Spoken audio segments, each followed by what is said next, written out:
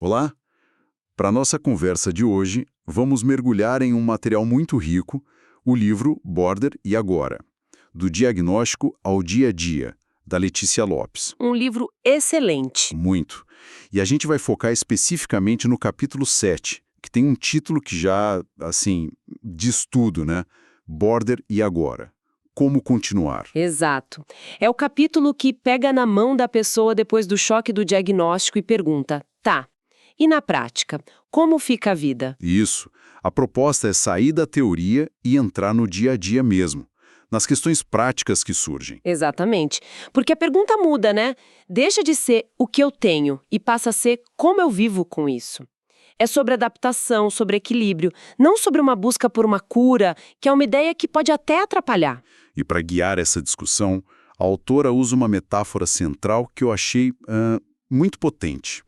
Ela diz que o transtorno de personalidade borderline não é um defeito de fábrica, sabe? É como um tempero a mais no nosso arroz com feijão da vida. Um tempero. Gostei da imagem. É ótima, né? Porque às vezes esse tempero deixa o prato mais vibrante, mais saboroso, mais intenso. E outras vezes, a pimenta é tanta que... Exato. Que arde os olhos, fica até difícil de respirar. E o nosso objetivo hoje é justamente esse: explorar como esse tempero aparece em áreas cruciais, Estudos, trabalho, filhos... relacionamentos, e entender como o livro sugere construir uma rotina para, enfim, ajudar a dosar essa intensidade toda. E essa metáfora já é terapêutica por si só, porque ela não trata a condição como algo a ser eliminado. A proposta não é tirar o tempero. É aprender a cozinhar com ele. É como apreciar o sabor único que ele pode trazer. É uma mudança de perspectiva fundamental. Perfeito. Então, vamos começar a desempacotar essa ideia olhando primeiro para a vida prática. O primeiro ponto que o livro traz é a questão dos estudos. Ah, um ponto delicado. Muito. A autora joga uma pergunta que resume o dilema. Como saber do que eu gosto quando não tenho certeza nem de quem eu sou? É paralisante. Totalmente. Escolher uma carreira já é uma angústia para qualquer jovem, mas para alguém com essa instabilidade na identidade, o medo de escolher errado é imenso. E o que o livro deixa muito claro, e isso é crucial, é que essa dificuldade não tem a ver com capacidade, com inteligência. Não é uma questão cognitiva. De forma alguma. A paralisia vem dessa instabilidade do self. Se quem eu sou muda, como é que eu vou me comprometer com o caminho para os próximos 40 anos? A pressão é simplesmente esmagadora.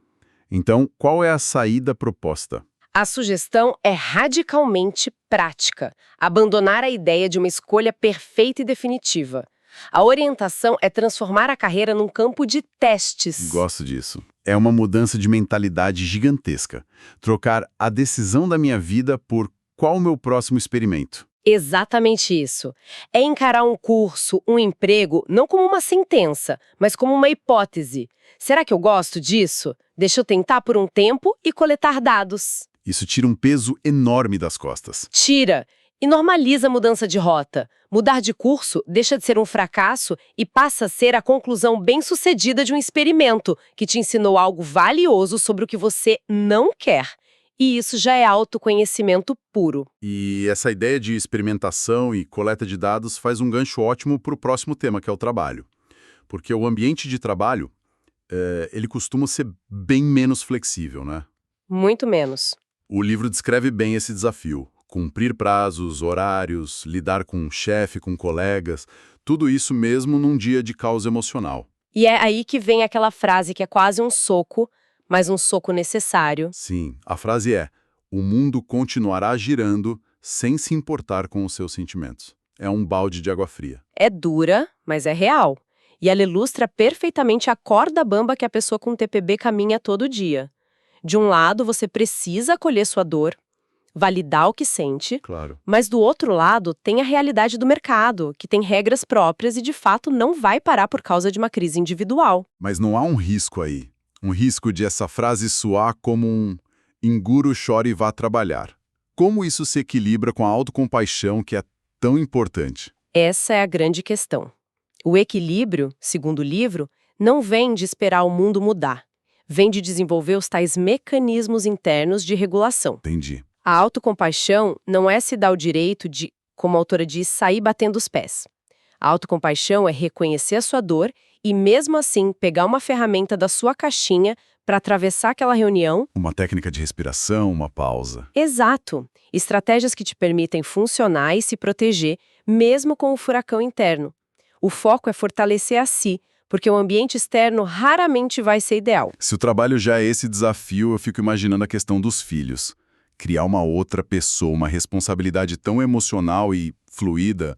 Como o livro aborda isso? Ele começa indo direto num estigma muito doloroso. A ideia da mãe borderline. Sim, que é vista como incapaz, perigosa, um estereótipo terrível. Exato. O livro contesta isso de frente. Diz que o diagnóstico não é o impedimento para ser uma boa mãe ou um bom pai. Ele fala da genética também, mas de um jeito muito sensato. Como assim? Usa a metáfora do bolo. A genética é só um dos ingredientes. O ambiente, o afeto, a estabilidade que se constrói são ingredientes tão ou mais importantes. E na prática, como se cria esse ambiente estável quando a própria pessoa luta contra a instabilidade? A palavra-chave, segundo o texto, é rede de apoio. Ninguém deveria criar um filho sozinho, e muito menos alguém que lida com uma desregulação emocional intensa. Ter com quem contar. Sim, família, amigos, terapeuta, outros pais, pessoas que possam dar suporte nos momentos de crise. E a outra grande virada de chave é abandonar a perfeição. Busca pela mãe perfeita. Que não existe. A meta é ser a mãe suficientemente boa. Aquela que erra, reconhece, pede desculpas e tenta fazer melhor. A troca com outros pais em situações parecidas é muito poderosa para combater a culpa. Interessante como esse desejo de cuidar do outro, no caso dos filhos, pode se manifestar de um jeito mais distorcido nos relacionamentos amorosos. É o próximo ponto do livro, né? A tendência a querer ajudar o outro. Exato. O livro traça uma linha bem clara entre a ajuda que é saudável e aquele impulso de salvar parceiros problemáticos. Tem uma frase de impacto para isso também, né? Tem. Querer salvar o outro é receita para se machucar, porque a ajuda só funciona se a outra pessoa quer ser ajudada. Tentar salvar quem não quer é encher um balde furado, e essa dinâmica parece especialmente perigosa para alguém com TPB, por causa do medo do abandono. O papel de salvador pode ser uma tentativa de se tornar indispensável, certo? Precisamente. É uma estratégia, muitas vezes inconsciente, para evitar rejeição. Se eu resolver todos os seus problemas, você não vai me abandonar. Mas o custo disso é altíssimo. É uma dinâmica de codependência que adoece os dois. Por isso o conselho do livro é o que a autora chama de um egoísmo de autopreservação. Um egoísmo saudável. Isso. Significa reconhecer que a sua primeira responsabilidade é com você. E que às vezes o maior ato de amor próprio é se afastar de uma relação que te destrói. Aceitar que você não pode mudar quem não quer mudar.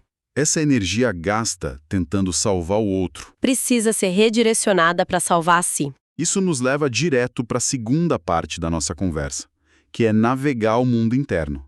Começando por um tema central, a autoestima. E a abordagem do livro aqui é ótima, porque ela desmonta a autoestima em partes, sabe? Fica mais fácil de trabalhar. Ela não trata como uma coisa só abstrata. Não. Ela divide em 3 pilares. O primeiro é o autoconceito, ou seja, o que você acredita que você é. Suas qualidades, defeitos, valores, a sua história interna. O segundo seria a autoimagem, que é mais ligada à aparência, como nos vemos no espelho. Isso. E o terceiro, talvez o mais prático, é a autoeficácia, que é a crença na sua própria capacidade de fazer as coisas, de realizar. E esses 3 pilares se influenciam, imagino. Totalmente.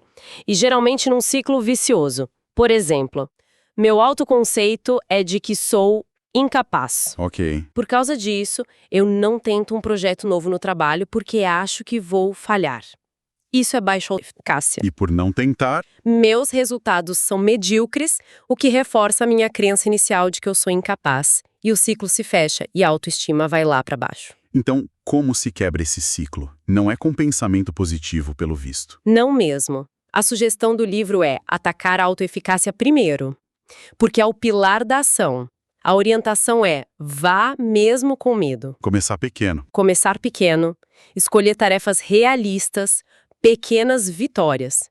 Entregar um relatório, consertar uma tomada, fazer uma matrícula. Cada coisinha dessas é um dado concreto que você mostra para o seu cérebro para contestar a crença de sou incapaz. É construir evidências contra a autocrítica. E essa dificuldade em agir, em arriscar, muitas vezes vem de outro ponto que o livro aborda: a necessidade de agradar os outros. Exato. E aí a autora coloca uma verdade que é dura. É impossível agradar a todos. O que, para quem tem um medo de rejeição tão intenso, é devastador. E no mundo de hoje, polarizado, com redes sociais, qualquer opinião vira motivo para ataque.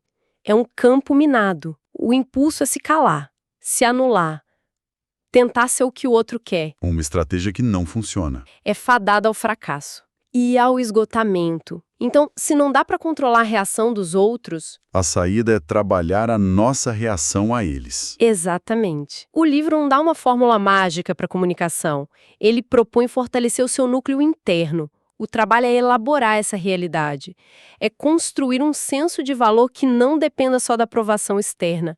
A opinião do outro pode até doer, mas ela não pode mais te destruir. E essa jornada para dentro nos leva ao que talvez seja o sentimento mais profundo do capítulo: o vazio. O vazio crônico, aquele buraco no peito, que é um relato muito, muito comum. E o livro fala das tentativas de preencher esse buraco com coisas de fora, né?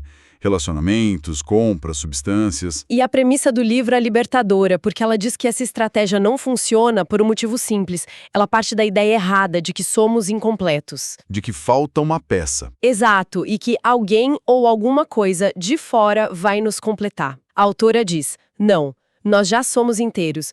O vazio não é um sinal de que falta algo, ele é um sentimento em si. Mas a ideia de acolher o vazio soa muito contraintuitiva. Como se acolhe algo tão angustiante? O primeiro passo é parar de fugir. É sentar com o desconforto, sem entrar em pânico para preenchê-lo. E a autora usa uma metáfora pessoal que eu achei brilhante. Qual é? Ela descreve o próprio vazio como um estômago emocional sempre faminto. Antes, ela jogava qualquer coisa lá dentro para ele calar a boca. Foi uma solução rápida. Isso. Hoje, ela encara essa fome como um sinal, um alarme. Quando a fome aperta, ela para e se pergunta: do que eu estou com fome de verdade? É de afeto, de descanso, de propósito. Uau! Isso muda tudo. O vazio deixa de ser um inimigo. E se torna um mensageiro, um guia que te chama de volta para você. A pergunta muda de como me livro disso para o que isso está tentando me dizer sobre as minhas necessidades. E talvez ele nunca vá embora, mas ele pode ser ressignificado. Pode se tornar um lembrete para se nutrir de verdade, em vez de buscar fast food emocional que só aumenta o vazio depois. É uma aceitação radical, é transformador. Juntando todas essas peças, a vida prática, o mundo interno, qual é o quadro geral que o livro pinta sobre como continuar? O quadro geral é que a vida pós-diagnóstico não é sobre se tornar normal ou tirar o tempero borderline. É sobre se tornar um cozinheiro mais habilidoso da própria vida. Um caminho de aprendizado. Um caminho que exige disciplina, sim, mas uma disciplina com muita autocompaixão. Exige construir uma rotina que te protege nos dias ruins e que te dá espaço para crescer nos dias bons. O foco é sempre na ação prática e na mudança de perspectiva. É sobre aprender a usar a intensidade a seu favor. O livro fala dessa intensidade como uma chama brilhante e encantadora. E isso me deixa com uma reflexão final para quem está nos ouvindo. Manda. Uma vez que essa intensidade, esse tempero, é melhor compreendida, melhor manejada, de que formas ela pode, na verdade, se tornar uma fonte de uma profundidade única de sentir, uma capacidade de se conectar com a arte, com as pessoas, consigo, que talvez seja uma experiência muito valiosa. Talvez o desafio não seja apagar a chama, talvez seja aprender a construir uma lareira segura para que ela possa iluminar e aquecer, em vez de queimar a casa.